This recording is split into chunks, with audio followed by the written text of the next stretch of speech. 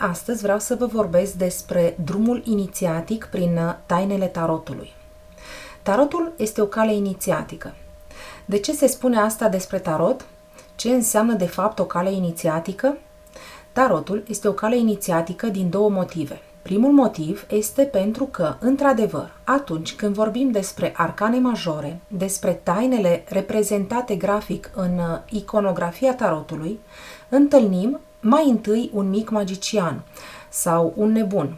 Depinde cum înțelege fiecare lucrurile. În orice caz, primul personaj va face o călătorie care va trece prin toate arcanele majore pentru a ajunge la arcana Lumea. A 21 arcană dintre arcanele majore, Lumea, reprezintă atât lumea exterioară cât și cum micul magician sau nebun călătorește traversând diferite țări reprezentate de arhetipurile papesa, împărăteasa, împăratul, etc., iar toate aceste țări îi vor permite să aibă experiențe de viață diferite, îi vor permite să descopere diferite aspecte ale sale.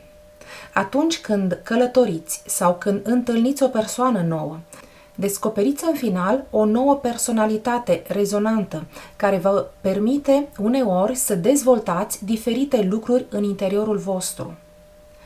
Să revenim la tarot, care am văzut că este un drum inițiatic exterior nouă, este o cale a înțelepciunii care ne explică călătoria ființei umane pentru a ajunge în lumea exterioară.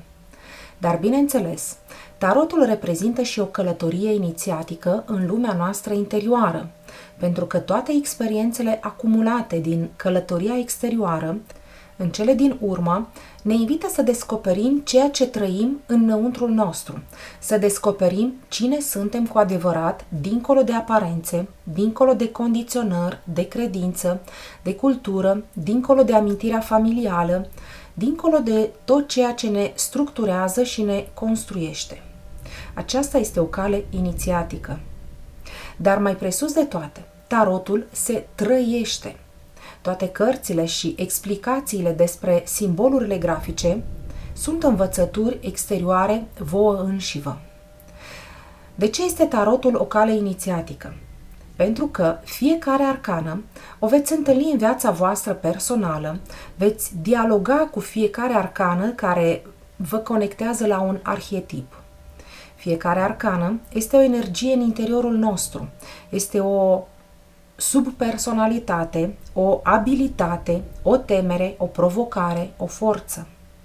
Aceste energii trăiesc în interiorul nostru, dar este important să conștientizăm cum trăim fiecare energie, fiecare arhetip, fiecare arcană.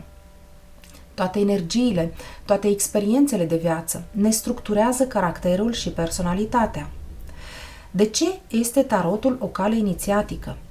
Pentru că dacă întâlnim cel puțin 22 de arcane majore, pentru că există și arcane minore care trăiesc în noi de asemenea, acestea ne permit să descoperim ființa care suntem aici în materie, în corpul fizic, în experiența de viață de zi cu zi, cu familia, cu vecinii, la locul de muncă, peste tot.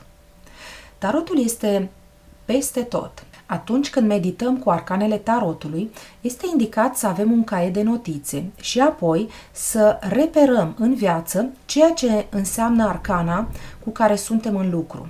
Acesta este un adevărat lucru inițiatic cu arcanele tarotului. Inițierea în tainele tarotului nu este ușor pentru toată lumea, pentru că, de fapt, ne autocunoaștem și orice fel de autocunoaștere aduce provocări, obstacole, care trebuiesc mai întâi conștientizate pentru a fi depășite. Aceasta este o adevărată călătorie inițiatică. Dar ce se poate întâmpla cu adevărat la final, când am făcut toată această muncă, toată această călătorie?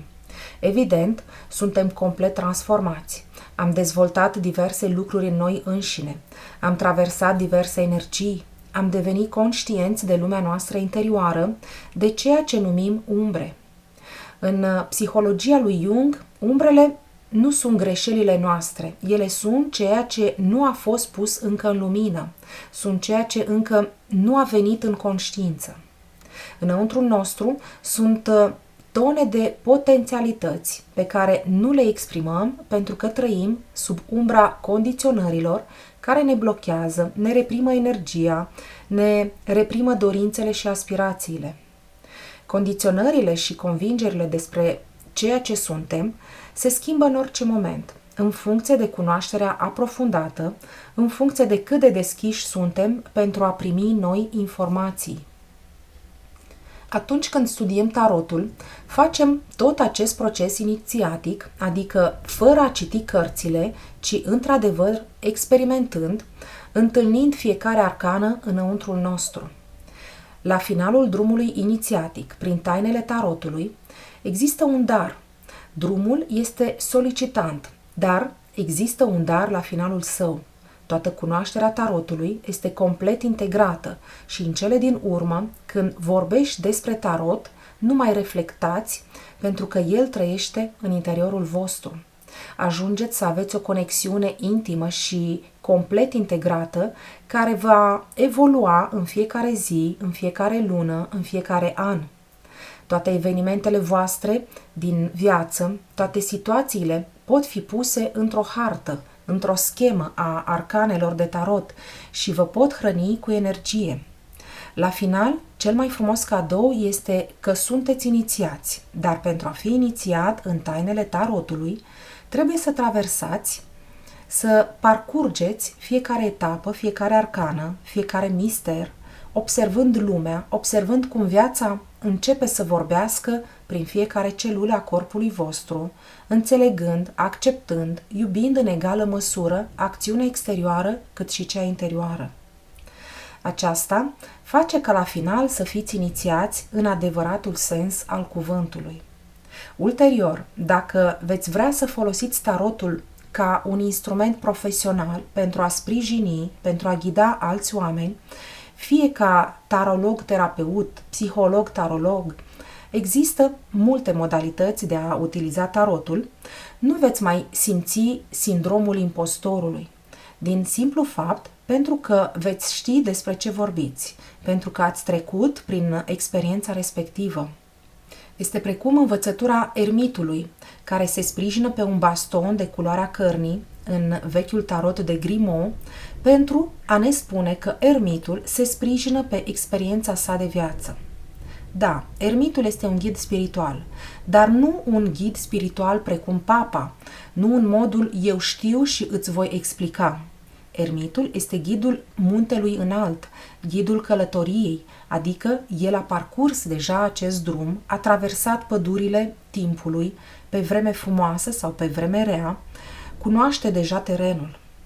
Ermitul este un cercetaș, un iluminator cu lampa sa, el experimentează primul, el gustă primul apa din izvor și spune, da, este bună de băut apa aceasta, poți să o bei. Dacă apa este înghețată, poți să te răcești. Dacă este prea caldă, poți să te frigi. Aceasta presupune o adevărată experiență și abia apoi puteți însoți pe alții pentru că ați parcurs acest drum prin propria voastră experiență, prin ermitul vostru interior. Ulterior, experiențelor trăite, începeți să vă deschideți urechile, să vă deschideți toate percepțiile voastre pentru a auzi lumea celuilalt, pentru a auzi cum este viața înăuntru celuilalt și pentru a-i permite trezirea propriei intuiții, pentru a-l ghida să-și găsească propriile răspunsuri. Nu mai căutăm să aducem răspunsuri celuilalt, îl ajutăm să găsească propriile lui răspunsuri, trecem din modulul salvator în modulul profesor. Este foarte interesant de pus întrebări când suntem însoțiți, îndrumați de tarot. Astăzi există un mod de a vedea tarotul datorită internetului ca o ghidare spirituală din postura în care cel care are antenele deschise va face o ghidare pentru celălalt pentru că el nu are antenele deschise și are nevoie de îndrumare. Este frumos, dar este într-adevăr util atunci când vrei să devii autonom, când vrei să crești pentru o viață mai creativă, mai liberă, mai sănătoasă. Când spun o viață sănătoasă, mă refer și la o maturitate emoțională în care ne simțim capabili. Bineînțeles, atunci când nu suntem bine, trebuie mai întâi să fim însoțiți, sprijiniți, dar apoi toată această lucrare ne permite să spunem celuilalt și tu ești intuitiv, știi deja de ce ai nevoie.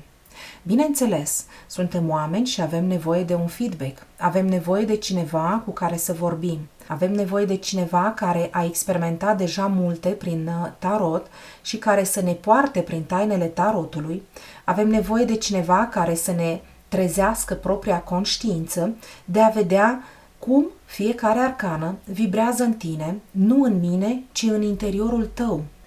Am vrut doar să vă vorbesc despre calea inițiatică. Multe persoane au teamă de a se întâlni cu arcana 15, diavolul, sau cu arcana 16, casa Domnului, doar pentru că viziunea lor asupra tarotului nu este cea corectă.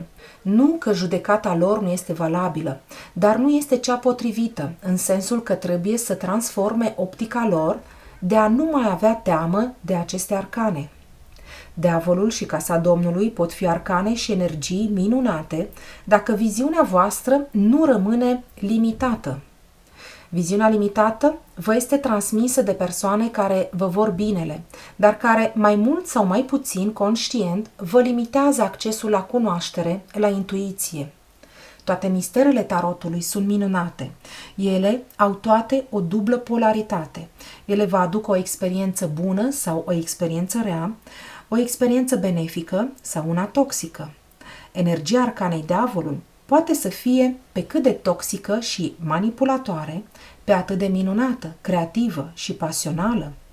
Energia diavolului este focul nostru interior, a puterii noastre. Depinde de noi să o vedem sau să o acceptăm, așa cum este, cu temeri, cu umbre, etc. Eu sunt Valentina și vă invit să urmăriți playlistul Arcanele Majore în Tarotul de Marsilia Simbolistică de pe canalul meu de YouTube și să lăsați în comentarii experiențele voastre trăite în viața de zi cu zi în legătură cu energiile fiecărei arcane. Cum le-ați identificat? Cum le-ați experimentat? Cum le-ați integrat? Ce daruri și învățături v-au adus?